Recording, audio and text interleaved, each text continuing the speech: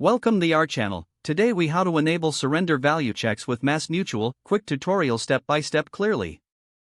To enable surrender value checks with MassMutual, start by logging into your MassMutual account. Once you're on the home page, locate the login button and click on it. Enter your username and password in the designated fields. After logging in, navigate to the Policies section of your dashboard. Select the specific policy for which you want to enable surrender value checks. In the policy details, look for the Manage Options or Settings tab. Click on that tab to access more settings related to your policy. Find the option labeled Surrender Value Checks. You may see a brief description of what surrender value checks entail. Read through the information carefully to understand the implications.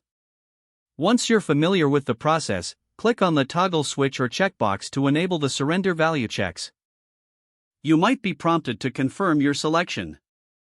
If asked, confirm that you want to enable the surrender value checks. After confirmation, a message should appear indicating that the changes were successful. Review your policy settings to ensure surrender value checks are now enabled. Finally, log out of your account for security purposes. If the page does not load, refresh the browser or try again in a private or incognito window. Make sure you are using the correct email address, then retype it carefully to avoid small typos. If your password is not accepted, use the reset option and create a new strong password you can remember. Check your spam folder for verification or security emails, then complete any requested confirmation steps. Enable two-factor authentication if available to improve account security and reduce unauthorized access risk. After signing in, review your profile details so your contact information and settings are accurate and current. If you see an error message, note it down and try again after restarting your device and internet connection. Log out when you finish, especially on shared devices, to keep your account and payment information secure.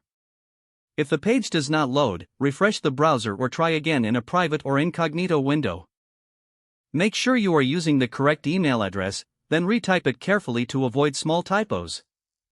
If your password is not accepted, use the reset option and create a new strong password you can remember. Check your spam folder for verification or security emails, then complete any requested confirmation steps. Enable two-factor authentication if available to improve account security and reduce unauthorized access risk. Don't forget to like this video and subscribe to our channel for more step-by-step tech guides.